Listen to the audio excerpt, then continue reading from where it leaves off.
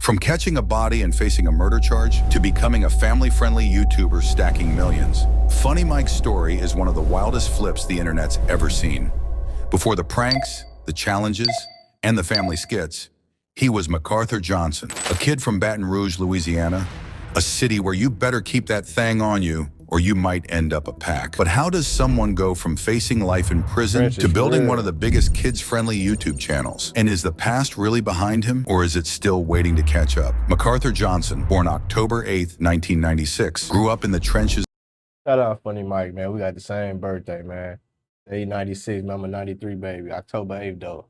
Of Baton Rouge. In his own words, growing up in Baton Rouge meant that growing up in Baton Rouge, man, you don't do something that's not in the street-wise, you're gonna end up in jail or dead. The hood shaped him, pushing him toward the trap life as a young hustler, just trying to make it out. Johnson had his fair share of run-ins with the law as a young bull. He caught some cases and spent time in juvie for throwing hands and other charges he's been reluctant to speak on. In his Vlad TV interview, he mentioned that he would always burn it out, meaning he'd beat those cases quick and never had to do a long bid. Like, how much time do you think you spent in juvenile altogether? Oh, juvenile? I ain't spent that long in juvenile. I had burned it out. Like many young men looking for a way out of their circumstances, Johnson turned to music. Baton Rouge has a rich hip-hop history, with artists like Boosie being major influences on the youth there. In fact, Johnson has stated that Boosie was his biggest influence growing up, saying he was listening to Boosie before Kevin Gates. Before finding success, Johnson went through a series of different personas and names, trying to find what would stick. He went by Lit Mac on the track, Lit Guno, Mighty Mike, and Girl He Funny at different points.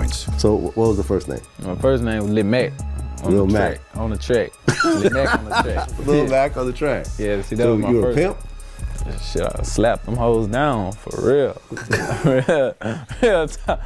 But that was one of my rap names. Initially, he tried to make it as a rapper, but when that Go to motionready.com to add this to your video, and that, and that.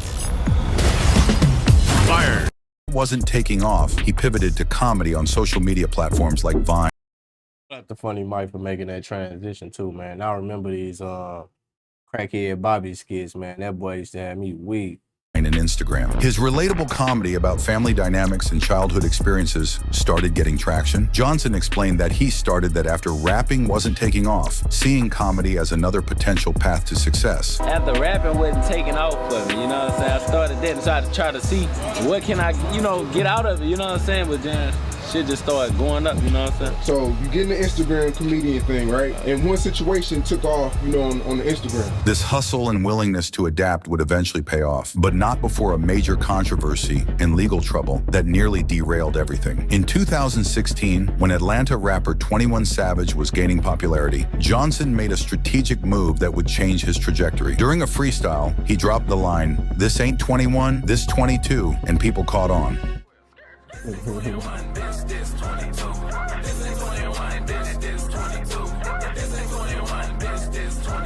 Seeing the reaction, he decided to adopt the persona of 22 Savage, a clear parody of 21 Savage. It was just a freestyle with the woo. How did the freestyle go?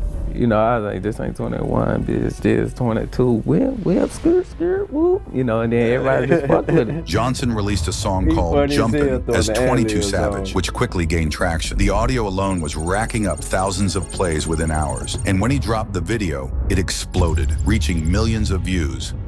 When you put out Jumpin', you put out his audio first. Yeah, it did numbers like overnight. Like it was doing numbers like the first hour it did 5,000. Like through the week, shit, it was like 50,000. So I'm knowing it's doing something. So that's why I was like, yeah, we got to do a visual to it. Visual out, and it just popped off. The 22nd Savage character wasn't just a name. Johnson adopted a similar look and flow to 21 Savage, stretching his words in a similar cadence. When asked if this was intentional, Johnson kept it a buck and admitted, yeah, that was done on purpose, just trying to fuck with him. He was straight trolling. Did you think that anything was really gonna pop off, or this was just another Nah, well, really, I didn't really think it was gonna be big as what it is, but I knew it was just gonna do plays and shit, but I didn't really think it was gonna be big. It was what it was. But then you kind of look like 21 Savage a little bit.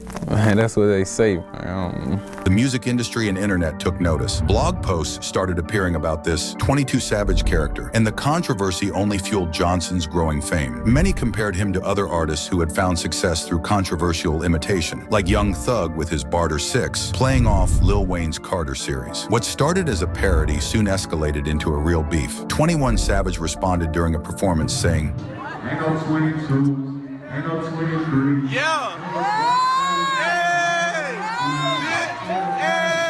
acknowledging the copycat without directly addressing him. So you got on stage and said, ain't no 22, ain't no 23. Oh yeah, I seen that. I saw that. What'd you think? Ain't no 21. It's 22. You know. Johnson took this as a challenge. In interviews, he claimed that if 21 Savage had just ignored me, eventually it would have just faded away. Instead, the back and forth intensified. Because all you really had to do was just ignore you. Right. Eventually, it would have just kind of faded away. Everything would have faded away. But Right. you know, he got no sense of, The situation escalated when Johnson challenged 21 Savage to a boxing match, saying if 21 won, he would change his name. Even 50 Cent got involved, contacting Johnson about putting the fight on the undercard of a Mayweather boxing event. According to Johnson, they were going to put up 100 bands each for the fight, but 21 Savage declined, saying, "I don't box, I got them choppers." Don't talk about out in boxing, man. We walk around with choppers and shit, man. We ain't boxing no motherfucker. But FunnyMike, aka 22 Savage, responded and said he must have thought they stopped making choppers when they made his, hinting that he with the shits and is ready to shoot as well. 21 Savage said that he don't box, he got them choppers. Yeah. How'd you feel when you heard that? When he said that, Yeah. I said, oh man, he must thought they stopped making choppers when they made his shit. You know what I'm saying? You hear me? They don't stop making choppers, dick. Anybody can get a chopper, dick. You know what I'm saying? The beef took an even darker turn when 21 Squad began posting threatening messages, including tombstone emojis over Johnson's pictures. This led to threats and declarations that ATL, 21 Savage's city, and BR, Johnson's city, were now no-fly zones for each other, meaning if either one pulled up to the other's hood, it was on sight. The internet beef was turning into some real street shit. You know, that would really escalated the shit again, you hear me? Cause that's when one of his homeboys, I don't know who he was, he put the little tombstones over my pictures, whoop the whoop, then no plug. He got the comment, he say something, so I added him. I say pull up. You know, that's when the whole city, you know, what up, pull up, you know what I'm saying? You said that, Baton Rouge is a no-fly zone for them now?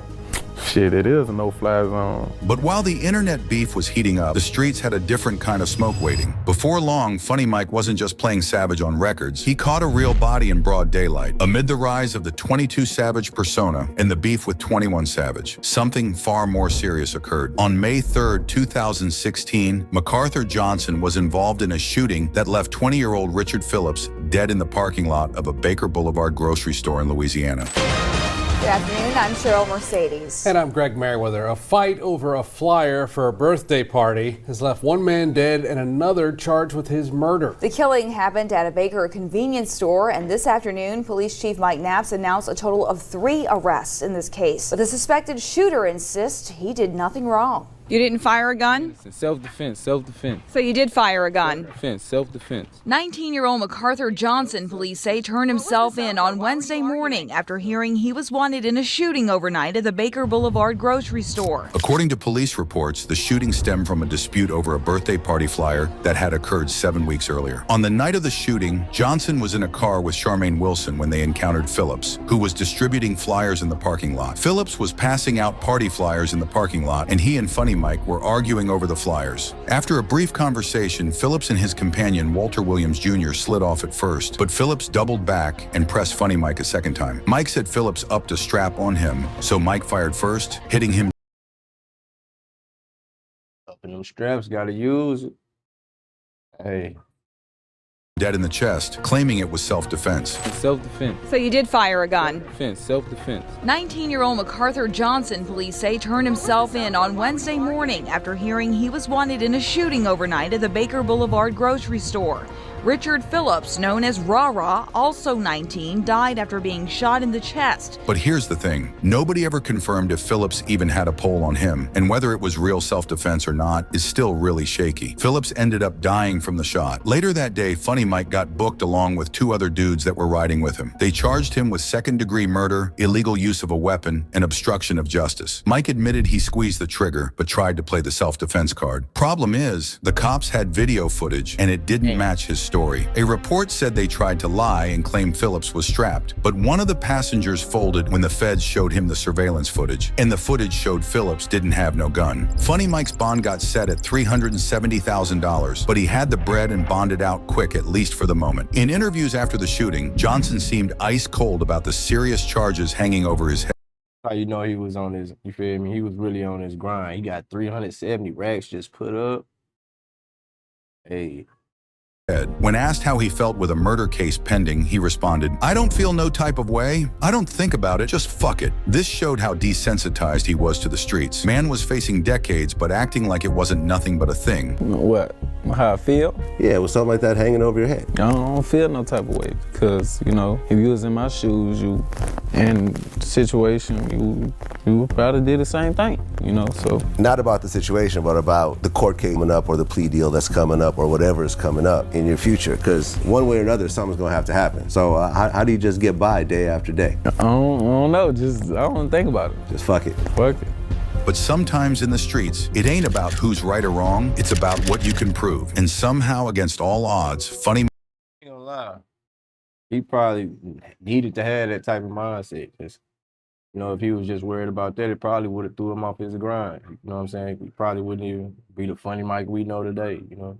Mike finessed the system and slid out the back door clean. Now you're hearing all these and wondering why he's not in prison right now, despite all the evidence looking mad sketch. Johnson caught the biggest break of his life. In what shocked everybody, a grand jury decided not to indict him on the murder charges. This decision effectively meant the case wouldn't go to court, and Johnson was free to move forward with his life. He celebrated this outcome on Instagram, writing, "God is good, second chance at life, shout out to my team." Some have speculated about how Johnson managed to avoid indictment despite the evidence, including surveillance footage. But the details of the grand jury proceedings remain private. With the streets watching and the feds off his neck, Funny Mike knew he couldn't keep living on borrowed time. He had to reinvent himself before the next bullet or courtroom took him out for good. Following his legal troubles and the 22 Savage controversy, Johnson knew he needed to switch up his whole vibe. He eventually shelved the 22 Savage persona and fully embraced his new identity, Funny Mike. This wasn't actually a new wave, but rather a return to his comedic roots. Before the 22nd Savage character, he had already been building a following with comedy content. As 21 Savage explained in interviews, the comedy shit was working, so I guess he just went back to it. Did you convince him to drop the whole 22 Savage thing? I think he did that on his own, really. Just ran his course? I ain't never asked him to stop. But he DM'd me like back then and apologized though. Like way back then. Not on no pussy shit, like on some man shit. Yeah. He said some shit, he just stopped. I salute 21 for throwing that in there, you know what I'm saying, on some man shit, you know. Don't try to take the manhood away from a nigga when he come to apologize on some manly shit, you know what I'm saying? That's 100. Stop doing it, but he was a comedian before the 22 shit and it was working for him.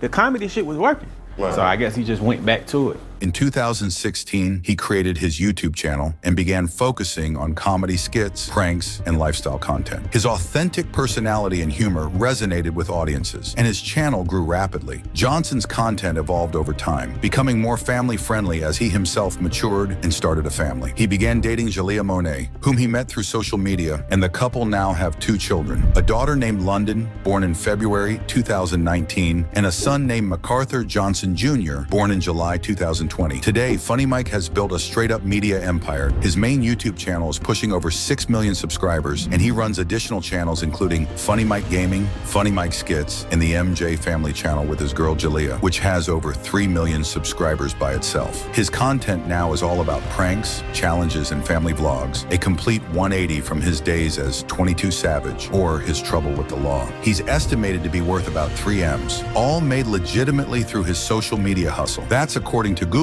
but I think he's worth 10 times that, as he's acquired most of his wealth from crypto investments. A coin called Doge is what made him all these millions. Beyond YouTube, Johnson has kept dropping music under his Funny Mike persona, with tracks like DD3X, Small Wee Wee, and Monsters Under My Bed, showing a more lighthearted approach than his 22 Savage days. Johnson has also been giving back to the hood, organizing bike giveaways for kids in Baton Rouge who ain't got much, especially around Christmas time. He's spoken on the importance of putting on for your city, noting that many children don't get nothing for Christmas, because their family can't afford it. A key part of Johnson's story is his connection to another Baton Rouge rapper who blew up, NBA YoungBoy, Kentrell Deshaun Gaulden. These two came up in the same trenches of Baton Rouge, both trying to make it out by any means. YoungBoy has shouted out FunnyMike in his music, with bars suggesting people mistakenly thought FunnyMike was soft when he was really about that life. All you do is whistle, past prison after central booking. They really thought FunnyMike was pussy. They really thought FunnyMike was pussy. I ain't never heard that boy.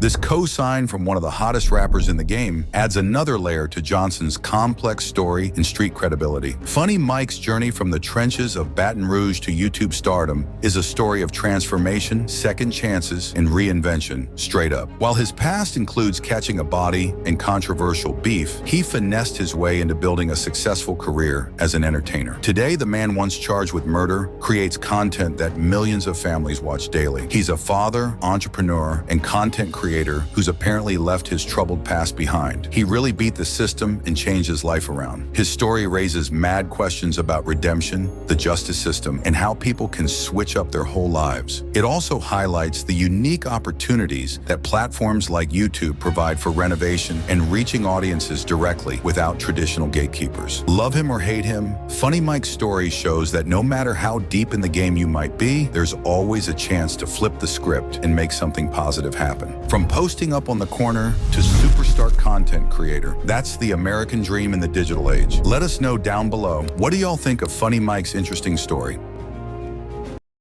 Shout out FunnyMike for one of the greatest transitions in, you know what I'm saying, streamer history, comedian history, you know what I'm saying? He really went from catching a body to a multi-million-dollar streamer, you know what I'm saying? That's hard.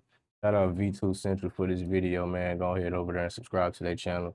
Drop a like on this video, man. Subscribe to my channel if you haven't. Drop a comment. Let me know how you feel about how FunnyMike went from labeled killer to comedian. Till next time, I'm gone.